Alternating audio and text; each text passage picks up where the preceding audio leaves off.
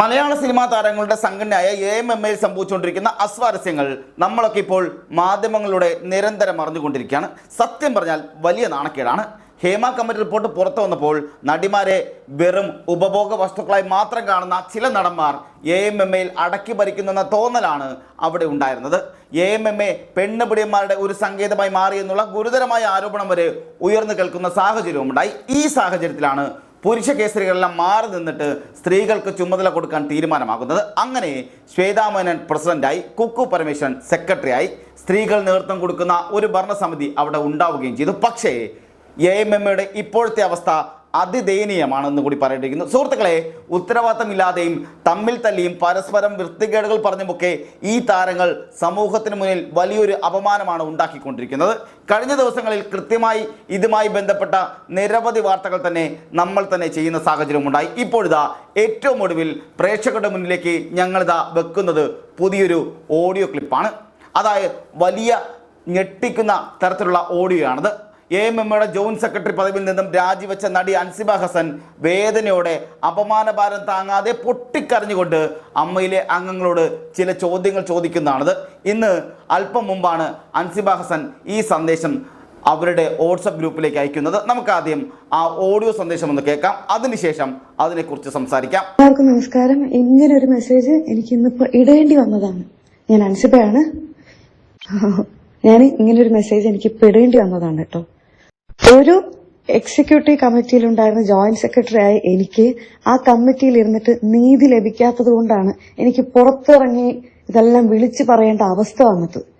അത് പുറത്തിറങ്ങി ഞാൻ ധൈര്യത്തോടെ ഒറ്റയ്ക്ക് നിന്ന് വിളിച്ചു പറയുമ്പോഴും അത് മറ്റൊരാൾ കേട്ടതല്ലേ എന്നൊക്കെ പറഞ്ഞിട്ട് ഇതിനെ വെറും ഒരു പരദൂഷണമായിട്ട് പറയാൻ നമ്മുടെ സംഘടനയിലുള്ള ചിലർക്ക് എങ്ങനെയാണ് പറ്റുന്നത് എന്ന് എനിക്ക് മനസ്സിലാവുന്നില്ല. കാര്യങ്ങളുടെ വ്യക്തത ഇല്ലാതെ, ഒരു ക്ലാരിറ്റി ഇല്ലാതെ എങ്ങനെയാണ് ഞാൻ പറയുന്നത് ഒരു പരദൂഷണമായിട്ട് പറയാൻ പറ്റുക എന്ന് എനിക്ക് മനസ്സിലായിട്ടില്ല. ഞാൻ ഇത്രയും ധൈര്യത്തോടെ ഞാൻ സമൂഹത്തിന്റെ മുന്നിൽ വന്നു നിന്ന് സംസാരിക്കുകയാണ്. ഈ സംഘടന ഇനിയെങ്കിലും നന്നാവണം, അവിടെ ഇനിയെങ്കിലും സ്ത്രീകൾക്ക് നീതി ലഭിക്കണം, അതിനു വേണ്ടിയിട്ടാണ് ഞാൻ ഈ പോരാടുന്നത്.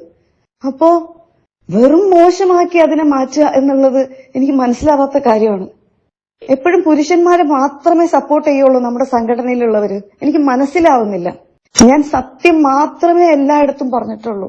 ആ സത്യം പറഞ്ഞതിന്റെ പേരിലാണ് എന്നെ ഇപ്പൊ മോശക്കാരിയാക്കാൻ ശ്രമിക്കുന്നത്. നമ്മുടെ സംഘടനയിലുള്ള സ്ത്രീകളെ കൊണ്ട് തന്നെ എനിക്കെതിരെ സംസാരിപ്പിച്ചുകൊണ്ടിരിക്കുകയാണ്. എന്തൊരു മോശം പ്രവണതയാണ് കാണിച്ചുകൊണ്ടിരിക്കുന്നത്. എന്നെ പറ്റി ടിനി ടോം ചേട്ടൻ പറഞ്ഞ കാര്യങ്ങൾ നീനാക്കുറുപ്പ് ചേച്ചി വന്ന് എന്നോട് പറയുകയും മറ്റ് ചില അംഗങ്ങളുടെ മുന്നിൽ വെച്ചിട്ട് തന്നെയാണ് ടിനി ടോം ചേട്ടൻ എന്നെ പറ്റി ഇത്തരം അപവാദങ്ങൾ പറഞ്ഞിട്ടുള്ളത്. അത് കേട്ടു എന്ന് സാക്ഷി പറയാൻ നീനാക്കുറുപ്പ് ചേച്ചി തയ്യാറായി മുന്നോട്ട് വന്നതാണ്. ഇന്ത്യൻ നിയമപ്രകാരം അങ്ങനെ ഒരാൾ സാക്ഷി പറയാൻ തയ്യാറാണെങ്കിൽ അത് ഏറ്റെടുക്കും. കോടതിയിൽ അത് വിശ്വസനീയമാണ്. അങ്ങനെയുള്ളൊരു കാര്യത്തെയാണ് അവിശ്വസിക്കണം എന്നും പറഞ്ഞിട്ട് നമ്മുടെ സംഘടനയിലുള്ള ചില സ്ത്രീകൾ തന്നെ പുറത്തോട്ടേക്ക് വരുന്നത്. വളരെ മോശമായിട്ടുള്ളൊരു കാര്യമാണ് കേട്ടോ, വളരെ മോശമായിട്ടുള്ളൊരു കാര്യം. രാവിലെ തന്നെ ഞാനിത് ഈ നമ്മുടെ മെമ്പേഴ്സിന് എല്ലാവർക്കും ഈ ഒരു മെസ്സേജ് അയക്കണം എന്നുണ്ടെന്നുണ്ടെങ്കിൽ ആലോചിച്ച് നോക്കണം എന്തോരം മാനസിക വേദന ഉണ്ടായിട്ടായിരിക്കുന്നു. അപ്പോ പരാതി പറയുന്ന സ്ത്രീയെ മോശക്കാരിയാക്കുന്നത് എന്ത് പ്രവണതയാണെന്ന് എനിക്ക് മനസ്സിലാവുന്നില്ല. ടിനി ടോം ചേട്ടൻ ഇത് പറഞ്ഞിട്ടില്ല എന്ന് പറയുന്ന ഘോരഘോരം വാദിക്കുന്ന സ്ത്രീകളോട് ഞാനൊരു കാര്യം ചോദിക്കട്ടെ. നീനാക്കുറുപ്പ് ചേച്ചി അയച്ച പരാതി നിങ്ങൾ കണ്ടിട്ടുണ്ടോ? ആ പരാതി നിങ്ങൾ ഒരിക്കലെങ്കിലും വായിച്ചു കഴിഞ്ഞാൽ നിങ്ങൾ ഒരിക്കലും ടിനി ടോം ചേട്ടന് വേണ്ടി സപ്പോർട്ട് ചെയ്യാൻ വരില്ല. അദ്ദേഹം പറഞ്ഞിട്ടില്ലെന്ന് നിങ്ങൾ എങ്ങനെയാണ് ഉറപ്പിക്കുന്നത്? അതെനിക്ക് മനസ്സിലാവുന്നില്ല. ഭയങ്കര സങ്കടമുണ്ട് ചെയ്തുകൊണ്ടിരിക്കുന്നത്. പ്രിയപ്പെട്ട സുഹൃത്തുക്കളെ, നോക്കൂ എത്ര ദയനീയമായ സാഹചര്യമാണ് അവിടെ ഉണ്ടാകുന്നത് എന്നുള്ളത്. AMMയുടെ എക്സിക്യൂട്ടീവ് കമ്മിറ്റിയിലെ അംഗമെന്ന നിലയിൽ അൻസിബ ഹസൻ ചില നിലപാടുകൾ എടുക്കുന്നു. ആ നിലപാട് തള്ളാനും കൊള്ളാനുമുള്ള അവകാശം എക്സിക്യൂട്ടീവ് കമ്മിറ്റിക്കുണ്ട്. ഭൂരിപക്ഷം പേർ തീരുമാനമെടുത്താൽ അത് നടപ്പിലാക്കാം. എന്നാൽ വ്യത്യസ്തമായൊരു അഭിപ്രായം പറഞ്ഞതിൻ്റെ പേരിൽ കമ്മിറ്റിക്കകത്തും പുറത്തും വെച്ചവരെ അപമാനിക്കുക എന്ന് പറഞ്ഞാൽ അത് വളരെ കഷ്ടമുള്ള കാര്യമാണ്. അൻസിബ ആരോപിക്കുന്നത് അങ്ങനെ തന്നെയാണ്. ടിനി ടോം അങ്ങനെയൊന്നും പറയില്ല എന്ന് പറഞ്ഞാൽ വിശ്വസിക്കാനും പ്രയാസമാണ്. ഒന്നല്ല അനേകം പേർ പറയുന്നുണ്ട് ടിനി ടോം പരസ്യമായി അൻസിബ ഹസനെ അധിക്ഷേപിച്ചു എന്നുള്ളത്. അൻസിബ ഹസൻ മതവിശ്വാസി ആയതുകൊണ്ട് അല്ലെങ്കിൽ മുസ്ലിം മതവിശ്വാസി ആയതുകൊണ്ട് മാത്രം അവരെ കടന്നാക്രമിക്കുന്നു എന്നത് കൂടുതൽ ഗൗരവമേറിയൊരു വിഷയം കൂടിയാണ്.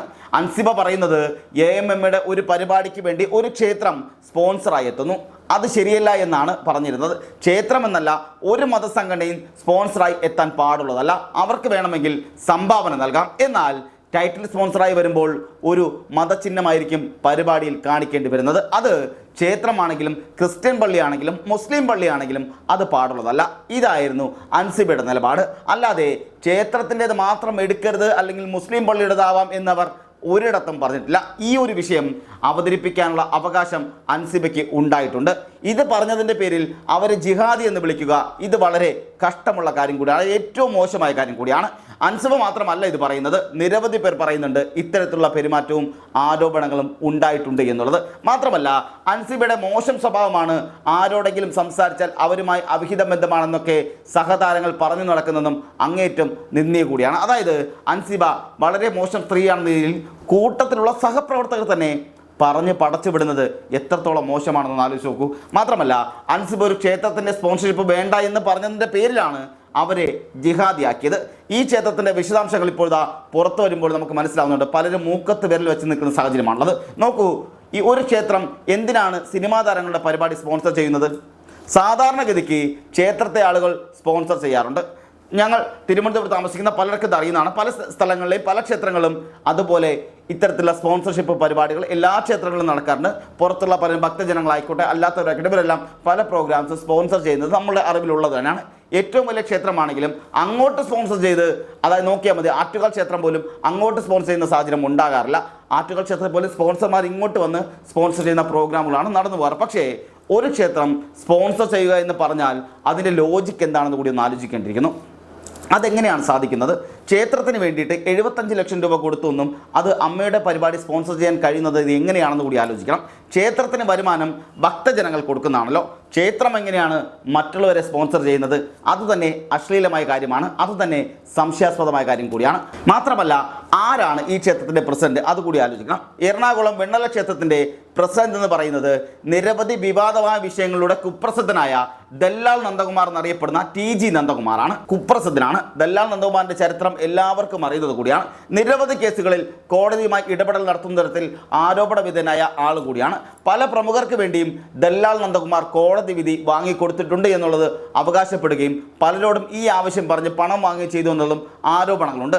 ആ ദല്ലാൽ നന്ദകുമാർ 75 ലക്ഷം രൂപ കൊടുക്കാമെന്ന് പറയുമ്പോൾ അതിൽ സംശയിക്കേണ്ട കാര്യങ്ങളുണ്ടെന്ന് തന്നെയാണ് ഒരു വിഭാഗം ആൾക്കാർ പറയുന്നത്. അത് വളരെ ദുരൂഹത കൂടിയുള്ളതാണ്. അത് കളങ്കിതമായൊരു ഇടപാട് കൂടിയാണ്. അതിന് AMM നിന്ന് കൊടുക്കാൻ പാടില്ലായിരുന്നു എന്നുള്ളതാണ് എടുത്തു പറയേണ്ട പ്രധാനപ്പെട്ട കാര്യം. അതിൽ നിന്നും ഒഴിഞ്ഞു മാറണമായിരുന്നു.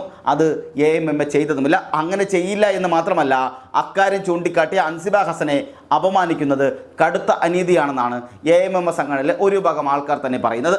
ദല്ലാൽ നന്ദകുമാറിൻ്റെ പണം വാങ്ങിക്കൊണ്ട് AMM പരിപാടി നടത്തേണ്ടി വരുന്ന അവസ്ഥ എത്ര ദയനീയമാണെന്ന് കൂടി ആലോചിച്ച് നോക്കൂ. ദല്ലാൽ നന്ദകുമാർ ലാഭമില്ലാത്ത ഒന്നും ചെയ്യില്ല എന്ന് എല്ലാവർക്കും അറിയുന്ന കാര്യമാണ്. ദല്ലാൽ നന്ദകുമാർ 75 ലക്ഷം രൂപ കൊടുക്കുന്നുണ്ടെങ്കിൽ അതിൻ്റെ പേരിൽ ഈ സിനിമാ താരങ്ങളെ മുഴുവൻ ആ ക്ഷേത്രത്തിൽ കൊണ്ടുപോയി നിർത്തിക്കും, അല്ലെങ്കിൽ അവിടെ പാടിപ്പിക്കും, ഡാൻസ് ചെയ്യിപ്പിക്കും എന്നൊക്കെ, അങ്ങനെ ആ ക്ഷേത്രത്തിന് വലിയ വാല്യൂ ഉണ്ടാക്കുകയും ചെയ്യും. അങ്ങനെ ക്ഷേത്രം മഹാത്ഭുതമാണെന്ന് പറയിപ്പിക്കും. ആ ക്ഷേത്രത്തിൽ പോയത് കൊണ്ട് തങ്ങൾക്ക് ഗുണമുണ്ടായി എന്ന് നടിമാരെ കൊണ്ട് പറയിപ്പിക്കുകയും ചെയ്യും. ഇത് വെച്ച് മാർക്കറ്റ് ചെയ്ത് അവിടെ ഭക്തജനങ്ങളെ എത്തിക്കും.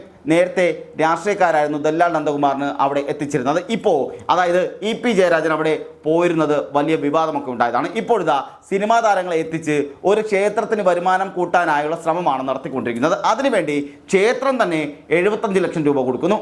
അത് ശരിയുള്ള നടപടിയാണോ എന്നുള്ളതും ജനങ്ങൾ ആലോചിക്കട്ടെ.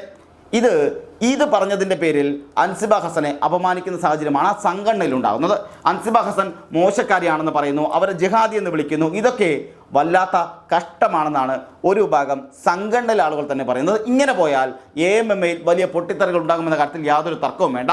അൻസിബ ഹസനെ തിരിച്ചെടുത്ത് പ്രശ്നം പരിഹരിക്കണമെന്നാണ് ഒരു വിഭാഗം ആൾക്കാർ ഇപ്പോഴും പറയുന്നത്. ഇപ്പോൾ ഈ പ്രശ്നത്തിൽ സാക്ഷി പറഞ്ഞു എന്നതിൻ്റെ പേരിൽ നീന കുറുപ്പിനെ പുറത്താക്കാനുള്ള നീക്കങ്ങളും നടക്കുന്നതായി അറിയാൻ സാധിക്കുന്നുണ്ട്. അങ്ങനെ ചോദ്യം ചെയ്യുന്നവരൊക്കെ പുറത്താക്കിയാൽ പിന്നെ AMMA ബാക്കി ഉണ്ടാകുമോ എന്ന് കൂടി ആലോചിക്കേണ്ടിയിരിക്കുന്നു. സ്ത്രീകൾ അധികാര സ്ഥാനത്ത് എത്തിയപ്പോൾ ചിലർക്ക് സുഖിക്കുന്നില്ല എന്നാണ് പ്രസിഡന്റ് ശ്വേതാ മേനോൻ പറയുന്നത്.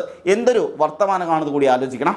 ശ്വേതാ മേനോനെ പോലെ തന്നെ സ്ത്രീയാണ് ജനറൽ സെക്രട്ടറി കുക്കു പരമേശ്വരൻ, സ്ത്രീയാണ് നീന കുറുപ്പ്, സ്ത്രീയാണ് അൻസിബ ഹസൻ. ഇവരൊക്കെ ഇരകളാകുന്ന സാഹചര്യമുണ്ട്. സ്ത്രീകൾ തന്നെ ഇരകളാകുമ്പോഴും സ്ത്രീ വിഭാഗം അല്ലെങ്കിൽ സ്ത്രീ ഭാഗം പറഞ്ഞ് പിന്തുണ നേടാൻ ശ്രമിക്കുന്നത് അപഹാസ്യമായ കാര്യം കൂടിയാണ്.